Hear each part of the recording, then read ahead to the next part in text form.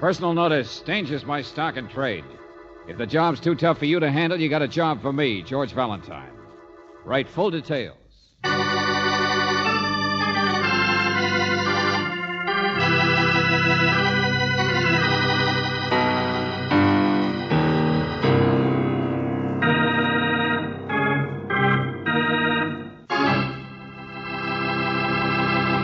Greetings as always, mystery lover. Time for another Let George Do It adventure. Our little tale of suspense, which, by the way, is called It's a Mystery to Me, has to do with a disgruntled bartender, a mystery story writer, and an elusive gal named Cynthia, just to name a few. And since it's rather a long story, I think I'd better get off so they can get on.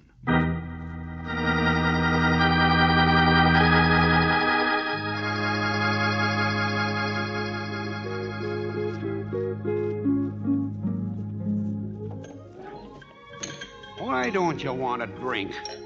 Oh, never mind. Use up the stools. Keeps the leather in condition. Dear Mr. Valentine, to me, life is hopelessly complex, but with your help, it can be beautiful, terrific, magnificent. To me, life isn't worth living To without... me, it's raining. Here, eat up the pretzels. They're for nothing. Stale, too. Look, we're just sitting here, friend. You don't really mind, do you? Well, I was just gonna lock up when you walked in. Library's closed, I guess. Gotta read your mail someplace, only... Look, we're waiting for somebody. We'll buy something pretty soon. Chin up. Why? In Joe's Oasis, it rains inside. Have some flat champagne. Well, business can't be so bad if you sell champagne. A couple was in here just before you. Happy, rich, showing off. You know, it's that kind of a neighborhood. Everybody wants something big and gets it and goes someplace else. To you, life is pretty complex, too, isn't it? Look around you, lady. It's the only business I had tonight. Well, don't shoot yourself, friend. We'll take some coffee. Big sale. I'm out of the red. To me, lady, it's as complex as a 6-foot piece of mahogany with silver on the trimmings. No. And the clearest glass in it you ever saw. Oh, don't be gruesome. To me, life could be beautiful if... Huh? What do you think I'm talking about? Well, nobody ever gets what they want. To me, it's the 6-foot Super View console. What this bar needs is a television set. Only I haven't got the money. Never mind, Joe. I'll get it. Reading room, telephone exchange. I tell you, lady, it's the most beautiful thing you ever saw. Hello, Joe's Oasis. I want to speak to Mr. Marlon King. King? Brooksy, give me that letter. Oh, here, George. Hurry, please. Is that, M.J. King? I called his club. Yes, of course, Marlon. I called his club. They said he was there at the Oasis. Oh, I'm sorry. No, he's not. I'm here to meet him myself. You what? Yeah, that's right. My name's George Valentine. Look, can I take a message? Or do you want him to call you? Oh. No. No, tell him I'll write him. Tell him not to get in touch with me. I'll write him. I'm leaving. I can't wait for him Hey, slow down, will you? Who are you? Just tell him. He won't understand, but tell him. Something's happened and I have to leave. Cynthia. My name's Cynthia. Well, where can he reach you, Cynthia? I'll write him, I said. I don't care if you understand. I won't see him again. I can't see him. Not ever. Look, Cynthia. Oh, never mind. Well, she won't ever see him again, huh? And Marlon King in his letter says, to me, life isn't worth living without a girl I've just met by the name of Cynthia. Well, that was a short romance. Nobody ever gets what they want. Said he'd meet us here at 10 o'clock. Almost 11, isn't it? So look, both of you, will you please let me lock this place up? It's raining outside. To me, it rains a little sometimes, too. All right, friend. All right.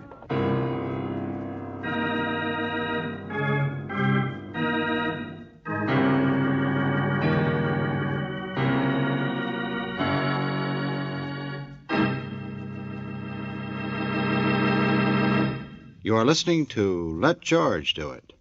Our adventure will continue in just a moment. Now back to Let George Do It and George Valentine.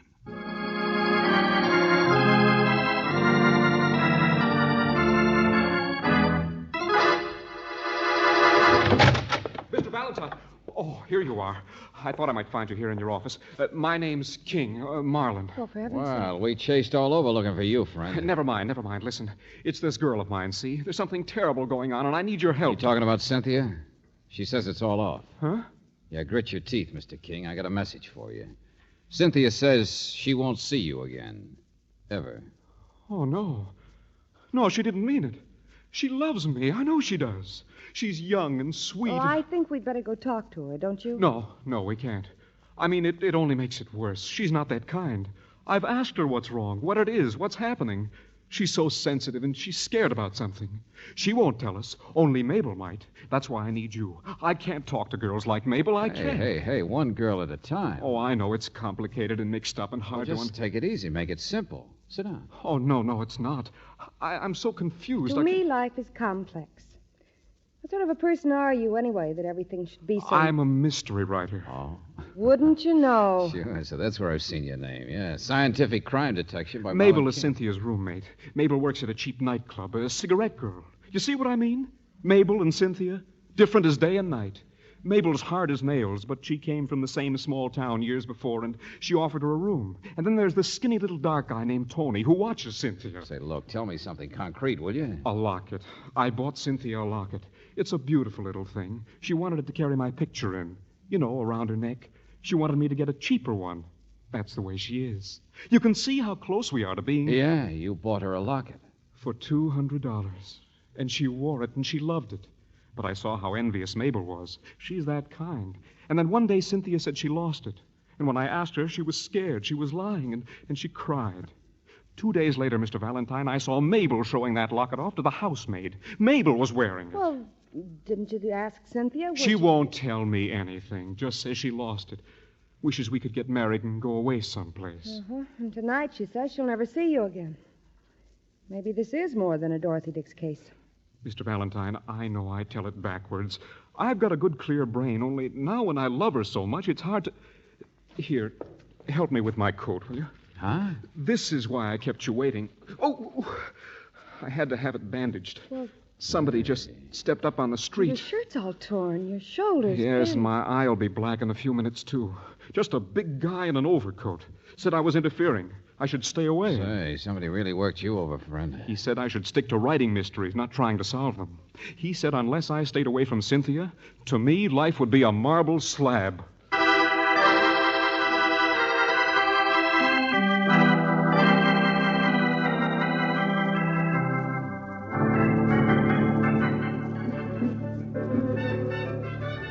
Mabel's not here, mister.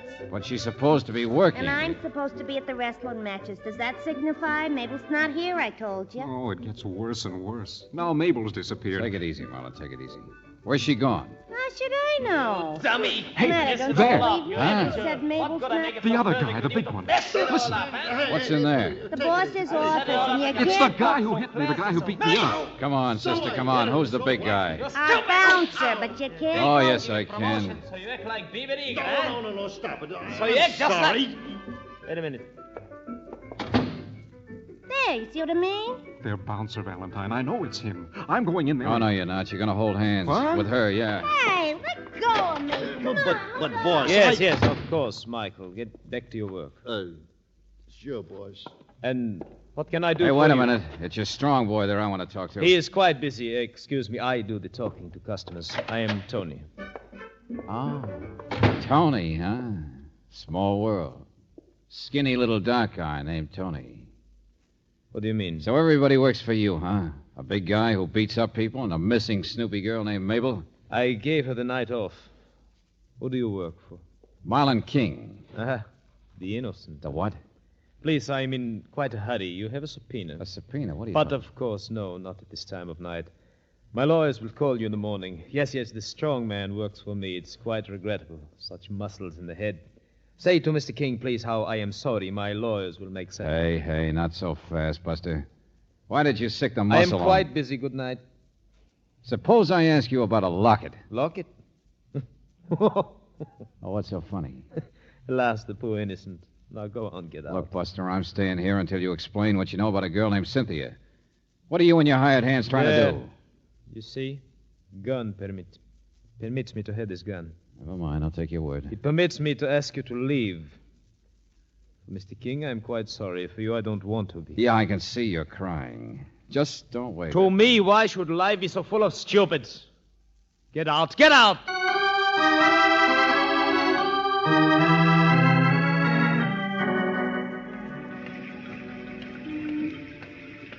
Is it ever going to stop raining? George, here I am. Oh, hello, Brooksy. Did you get hold of that housemaid that Marlon here told you about? Yes, she's here. But, George, first I Miss have to Brooks, I'm getting scared for Cynthia. He's the man I should talk to, dearie. Yeah, but wait a second. Look, George. we didn't learn anything, Agent. That locket. Boy, a beauty it was, too, if you like them old-fashioned kind She knows all about the locket, George. But that Mabel didn't steal it or make Cynthia give it to her. No, it's because my brother's in the buy and sell. You know, a pawn shop with trades, that's all. What are you talking about? And Mabel, she give it to me, see? You know why? Because Cynthia wanted to trade it for a real gold set of earrings she seen in his window once. Only she didn't want the sucker who gave her the locket to know about it. What? That's Cynthia. She's something, all right. George, please. Well, there's your mystery, friend. The innocent. She's so young and sweet and sensitive, so different from a girl like Mabel. George. No, I don't believe it. To me, she's always... Do you be quiet, Mr. King. George, the important thing is, didn't you see Lieutenant Riley's car? But listen, she's in trouble. She's Wait a in minute. danger. Wait. What did you say, Brooksy? The mystery isn't Cynthia, George. It's Mabel. Mabel's dead.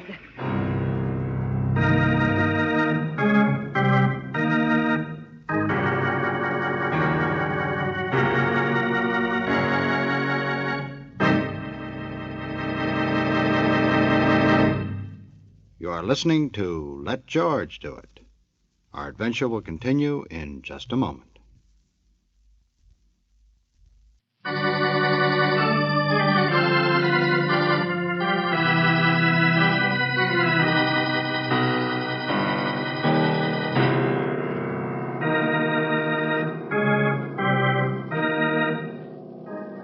And now back to George Valentine. To me, life is hopelessly complex, the man wrote. And for Marlon King, it apparently is, at least when it comes to love. Because his wonderful Cynthia, you have found, is not quite the type girl that she made the innocent believe. And as for her avaricious, snoopy roommate, Mabel, well, even if your name is George Valentine, you will never know now, because, as Lieutenant Riley so gently points out, Mabel has been murdered. Do I have to draw you a diagram? Look at the place. Just look at it. Torn up like Coney Island on Monday. All right. So she put up quite a fight, Riley. But you haven't told me. Here. That's the weapon. Don't touch it. The skillet. Heavy iron skillet. Yeah. Grabbed off the stove, I guess. A single blow on the back of the head. The body was here in the kitchen hall. The porter found it when he came up to deliver something. Mm-hmm. Single blow. But all the earmarks of a big fight. The stuff spilled in the kitchen, the telephone knocked crooked. Maybe she tried to grab Be for it. careful. That needs to be dusted, too. Fingerprints? Sure, in a crime like this. As a matter of fact, she did try to grab the phone for help. Or somebody did. The switchboard girl says the light went on for a second, but then off again, so she didn't plug in. When was that? Oh, about 2 hours ago. Doesn't remember exactly. Didn't anyone hear anything? The neighbors were all asleep. There's back stairs to the alley off the rear porches. That's how the killer left. Kitchen door, huh? How do you know? We found the weapon tossed in a trash can up the alley. Crime of passion. Well, you'll have plenty of clues right here. Yeah, the technical boys are on their way now. But you've already formed another idea. Haven't you? Hey, Marlon, Mr. King. Here, Mr. Valentine. I guess the lieutenant wants to see you now. I'll be with you in a minute, Riley. So this is the expert, huh? Knows all about crime, scientific detection, the habits of criminals. But when it comes to the habits of women... Oh, Lieutenant, don't. He's all mixed up. Yeah. He thinks he's in love with Cynthia, and you're not. I know. I've got it coming. But at least I was right about Mabel. I'm sorry she's dead, but, well, you know what she was like. Oh, yes, my friend, yes. Little Mabel here was the kind of a girl who was always in trouble. It's not surprising she got what she did. I thought Cynthia was different. I mean, she Yes, you're so innocent. I know. You got taken in. But the hired help will tell you the same thing you found out through that business of the locket she got out of you. Just for laughs and a set of gold earrings. To them, Cynthia's even tougher than Mabel, my friend. I know now. Mr. King, the doctor tells me Mabel died approximately 2 hours ago. Well, now, come on, think back. That's about the time Valentine here was in Joe's bar, isn't it? Oh. And remember what we told you Cynthia said? She was in such a hurry. She apparently called from home. She had to leave. Something had happened. But I don't know where she could If have... life weren't so complex to you, you might see some of the simple things.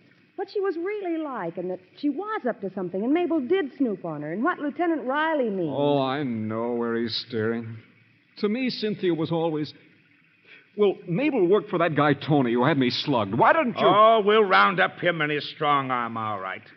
To me, sucker, life is simple.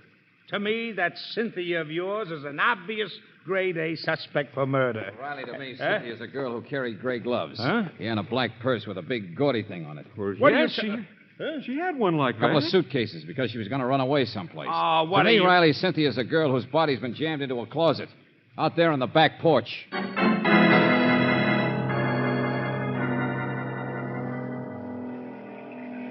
Strangled.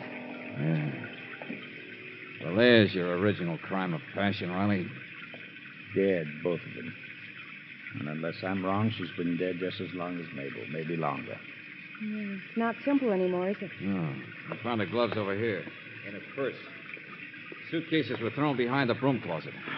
All packed and ready for a trip, wasn't she? Nicely dressed. No ornaments, though. Wristwatch. Oh, yeah, or earrings, too, from the innocent. Don't touch any of that. Don't worry, Riley. I know what you're thinking. But I'll give you something else to think about. Wearing a raincoat, rain hat. And the suitcases. That's right, Angel. Packed and ready to go. There's a back stairway. And down at the end of the alley, a neon sign says garage entrance. Here, let me see your purse. I'll open it. Yeah, there we are. Keys. Car keys. Apparently had her own car. So she might have been killed just as she came out the back door to run down the stairs. Uh-huh. And the kitchen door was open. So maybe all that struggle out here and through the hall was put up by Cynthia instead of Mabel. Which came first, the chicken or the egg? So what? George, look. Rejoice and be happy at Joe's Oasis. What? Matches in her purse. This is 14th Street, isn't it? Must be right around the corner. And here, a cork from a champagne bottle. Remember flat champagne? Hey, come on, let's go. Hey, Lieutenant, we got him. What in the name of heaven's going We on? got him. That Tony at the airport. He was just about... Well, look who's here. Trying to run away someplace too, Tony? What? Look, what is this? I thought you were trouble when you came crashing into You my... gave me double talk tonight, Buster. I'll give it back to you. The champagne cork, Joe's Oasis. Mean anything? Well, of course. We were there, Cynthia and me, George, but... they were the couple who were there just before us. Is there law against it? You have a law? Some more double talk. This is for you, Riley. His face isn't scratched, but he's got on a tweed coat. And if she'd scratched his Get coat... your hands off me. What are you driving at? Life is complex, but murder is simple. When a person is strangled... I'm one jump ahead of you, pal.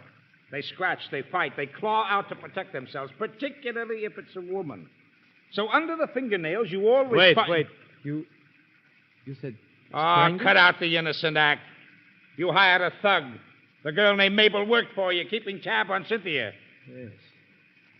Yes, Mabel, she introduced me, helped give me a pitch with Cynthia. The strong man, he was to keep Mr. King away. Competition, that's all. Competition?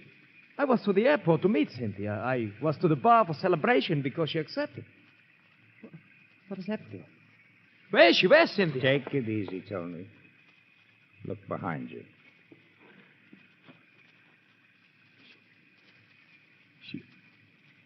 She was my type. A girl with realism. She, tonight, accepted my big campaign to marry me.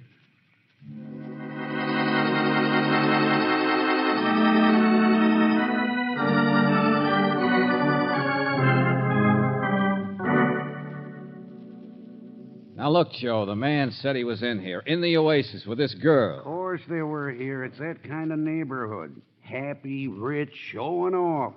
Celebrating, they said. He said they talked about getting married. He asked her right here over a bottle of champagne. I should hear love stories yet. Decided to up and do it tonight. He'd take her home, and then they'd meet out at the airport. You know what I think? Only customer gives me a buck tip in 5 weeks, and she's got to go get strangled. Raining, see what I mean?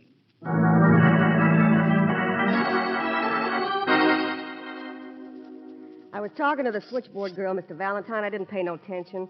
I came walking down the street, this Tony. He kisses her, she goes upstairs, he hops in a cab. Hey, what do you want my fingerprints for? I'm just a maid. Keep talking, never mind. I ain't got no scratches on me. You don't think I'm big enough to choke a wildcat like that? All right.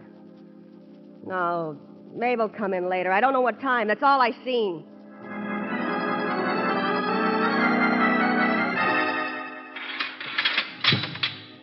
You can't lock me up like... Hey, you!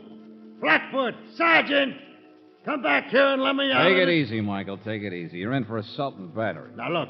The boss said he'd make it up. He's loaded with dough. You never saw such a spender. So I hit the guy. So I get conscientious trying to make an impression. Is it my fault somebody murders the boss's girl? I just keep his competition away. Yeah. Now, listen. I said, hey, you. Come back here. Hey.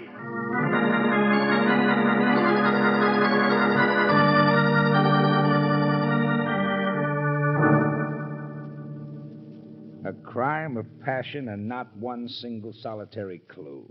Not one single solitary fingerprint. Holy mackerel. Take it easy, Riley. Take it easy. It's almost over. Ah? Yeah, we've got our evidence. The murderer won't make a mistake, Riley. He'll slip. He'll catch himself.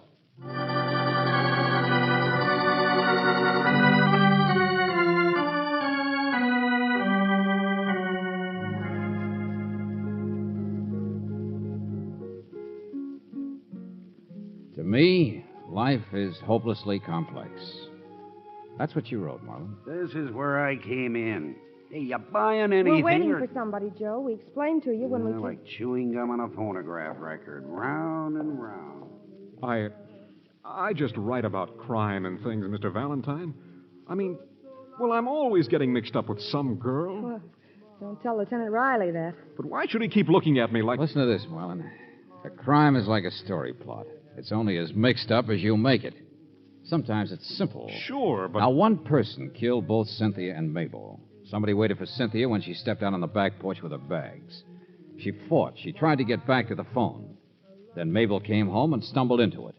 So our man's desperate. He has to grab the handiest weapon and swing on her, too. But why? I mean, Mabel was all mixed up with... Keep it simple, I said. One thing at a time. Cynthia's gloves. Huh? Yeah, those gloves were loose on the porch, weren't they? Well, she naturally would have dropped them. Well, is it likely that a woman all dressed up in a raincoat and carrying 2 suitcases and a purse would be carrying her gloves loose? More likely have them on, wouldn't she? What? Well, now, look, I understand the murderer went through all kinds of complicated cover-up. The murderer was frantic, Marlon. That's why both gloves were off. But they were on at the time of the struggle.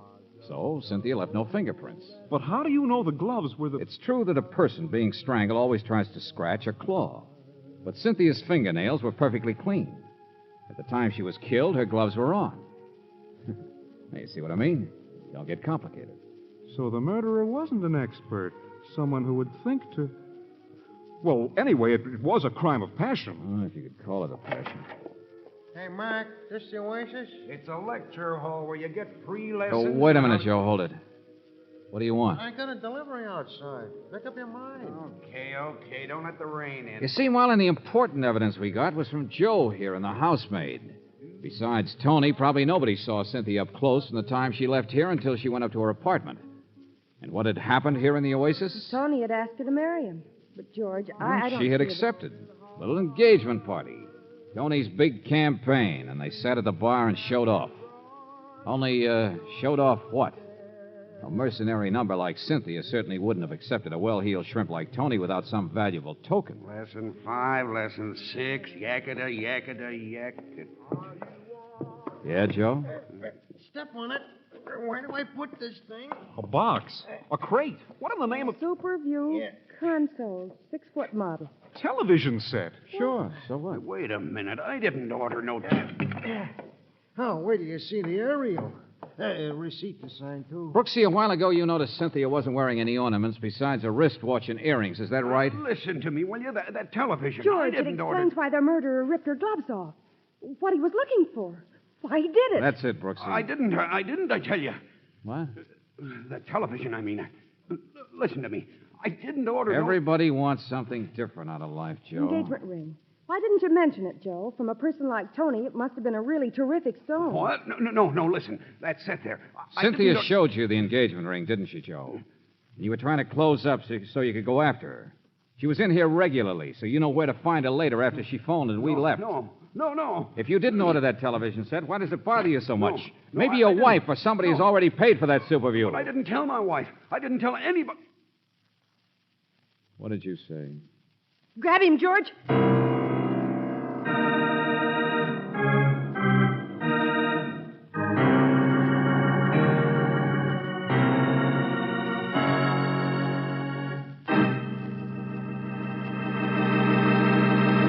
back to the conclusion of our Let George Do It adventure in just a moment.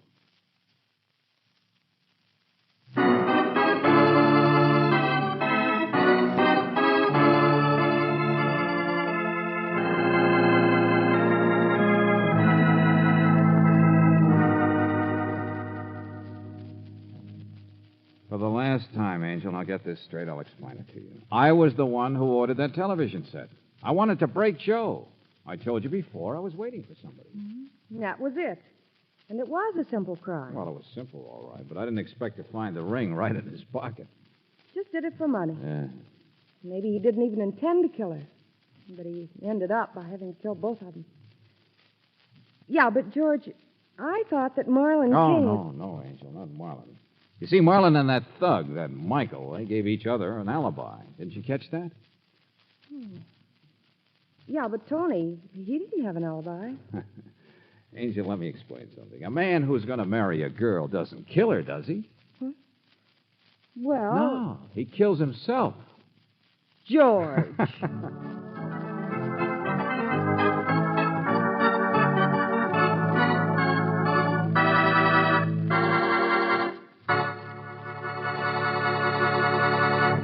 You have just heard It's a Mystery to Me, another Let George Do It adventure. Robert Bailey was starred as George Valentine, with Virginia Gregg as Brooksy. David Victor and Jackson Gillis wrote the story, with music by Eddie Dunstetter. Now, this is yours truly inviting you to another visit with Valentine, when you will again hear what happens when you let George do it.